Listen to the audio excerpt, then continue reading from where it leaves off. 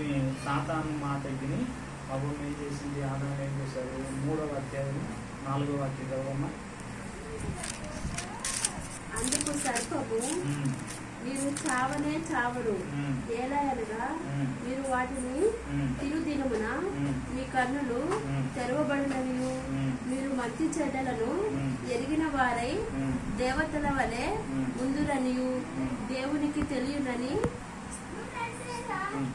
స్త్రీతో చెప్పగా, దేవుని మాట ఏమని చెప్పబడిందంటే మంచి చెడు తెలివితేటనిచ్చే చెడు ఆ యొక్క పండు తినవద్దు అని సృష్టికర్త అయినటువంటి దేవుడు ఆదాముని అవ్వని చేసినటువంటి చెప్తే దేవుని మాటను వినకోకుండా సాతాను మాటను విన్నారు. వినడం వల్ల వీళ్ళు ఏమైపోయారు?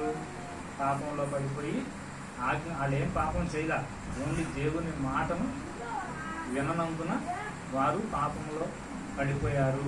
తద్వారా దేవుడు ఆ ప్రాంతం నుంచి వెలివేశాడు అనేది అక్కడ ఆదాము గారు చేసిన అవ్వ చేసిన పాపం. అంతేగాని వాళ్ళే పెద్ద పాపము చేయలే.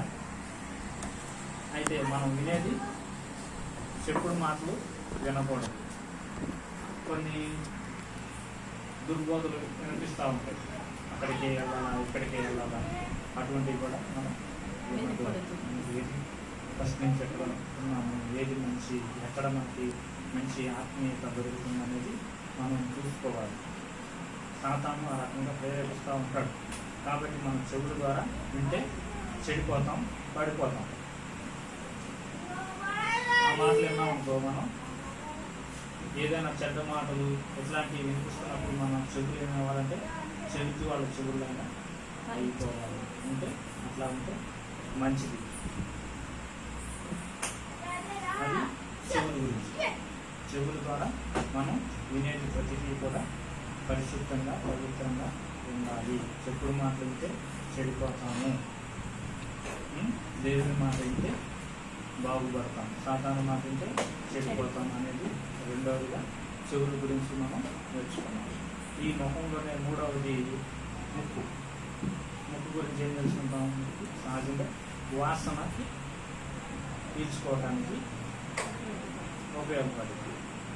మనం ఎప్పుడైతే ఉపవాసం ఉంటామో ఇటు పక్క నుంచి అటు పక్క నుంచి మసాలా వాసనలు, బిర్యానీ వాసనలు, అవి ఇవి సాతాను వాడు మనకి తెలియజేస్తూ ఉంటాడు. కాబట్టి మనం ముక్కుని కూడా అదుపులో పెట్టుకుని మన ఆధీనంలో ఉండాలి.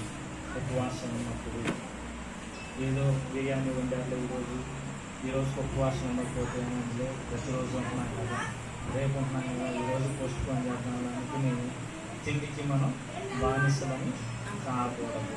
ముక్కు ద్వారా గ్రహించే వాసనలన్నింటినీ మీద కూడా మనం విజయాన్ని పొందాలి. అప్పుడే మనం ఆత్మీయతలో బలంగా స్థిరంగా నిలబడగలుగుతాం. ఇంకోటి ఏమన్నా ముక్కు తర్వాత నోటి ద్వారా ఏం చెప్పుకోగలుగుతాము? తిండి ఇవి కాదు, కానీ మెయిన్గా ఎంతో ఆత్మీయంగా ఉండే మనుషులైనా సరే ఒక్కొక్కసారి కోపానికి లోనయ్యి సపోజ్ ఇంట్లో చర్చికి వెళ్ళొచ్చు, లోపల ఇంట్లో ఏదైనా వస్తువు కనపడకపోవడం, లేకపోతే పక్కనలో ఉన్న మేకలు వచ్చి చెట్టులో ఉన్న దొడ్లో ఉన్న మొక్కలను కొరికేయటమో, ఇట్లాంటప్పుడు అసలు రోగం బయటపడింది. నోరుకి అదుపు ఉండదు. అట్లాంటప్పుడు మనం ఏం చేస్తున్నప్పుడు దేవుని యొక్క ఉగ్రతకి లోనవుతాం. మనం కూడా మన నోటిని అదుపులో ఉంచుకోవడానికి మనం ప్రాధాన్యపడాలి. యేసు ప్రభు మాటలు ఉండాలి మన నోటి ద్వారా. ఆయన పాటలు పాడుకోవటం, వాక్యాన్ని చెప్పటం, వాక్యాన్ని చదువుకోవటం, ఇట్లా మన నోటి ద్వారా వచ్చే ప్రతి మాట కూడా పవిత్రంగా ఉండాలి. ఉపవాసం ఉన్నప్పుడు నోటిని అంటే పెదవులను కలుపుకోవాలి, నాలుకని నోట్లో ఉన్న సమస్తాన్ని కూడా శుద్ధి చేసుకోవాలి. అది నోరు గురించి. ఫస్ట్ ఏం చూసుకున్నాం? చెవుల గురించి విన్నాం, కళ్ళు గురించి విన్నాం, ముక్కు గురించి విన్నాం, నాలుక, నోటిని కూడా ఇవన్నిటినీ కూడా కడుక్కుంటే వాక్యం అనే నీటి ద్వారా మనం శుభ్రం చేసుకోగలిగితే అప్పుడు ఉపవాసంలో ఎన్నో జయాలను పొందుకోగలుగుతాం. ఇవన్నీ కూడా మంచి లక్షణాలు. ఈ లక్షణాలన్నింటినీ కూడా ఉపవాసం ఉన్నప్పుడు మనం చెయ్యాలి.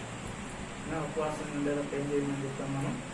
మొట్టమొదటిగా తలంటుకోవడం, అంటే తలంపులన్నింటినీ కత్తిరించుకోవాలి అనేది చెప్పాం.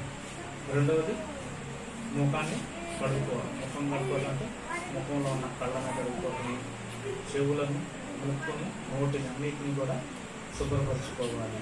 ఆత్మీయంగా దేవునికి ఇష్టమైన పాత్రగా వాటిని వాడుకోగలిగితే మనం దేవుని యొక్క శక్తిని పొందుకోగలుగుతాం. ఉపవాస ప్రార్థనలో అనేక మేలులు జరుగుతాయి.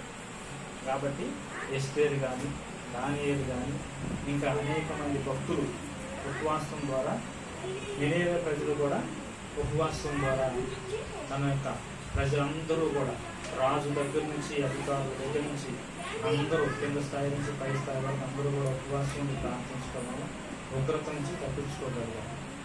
ఎస్తేరు ఆమె రాణి అయింది కూడా ఉపవాస దినాన్ని ప్రకటించడం ద్వారా ఆ రాజ్యంలో వారి యొక్క జాతి మీద వచ్చినటువంటి వ్యతిరేకంగా వచ్చిన వీళ్ళందరినీ చంపేయమని వచ్చిన ఆ యొక్క ఆజ్ఞను రాజు గారు కూడా వెనక్కి తీసుకోవడం చూస్తాం.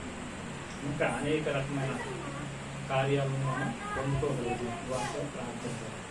ఈ ఉపవాస ప్రార్థనలో ఈ విధంగా మనం చేయగలిగితే మనం దేవునికి ఇష్టమైన ఉపవాసం చేయగలుగుతాం, వ్యక్తిగతంగా ఉపవాసం చేయగలుగుతాం, సంఘమంతా కూడి ఉపవాస ప్రార్థన చేయగలుగుతాం అనేది 3 రకాల ఉపవాస ప్రార్థన గురించి చెప్తాం.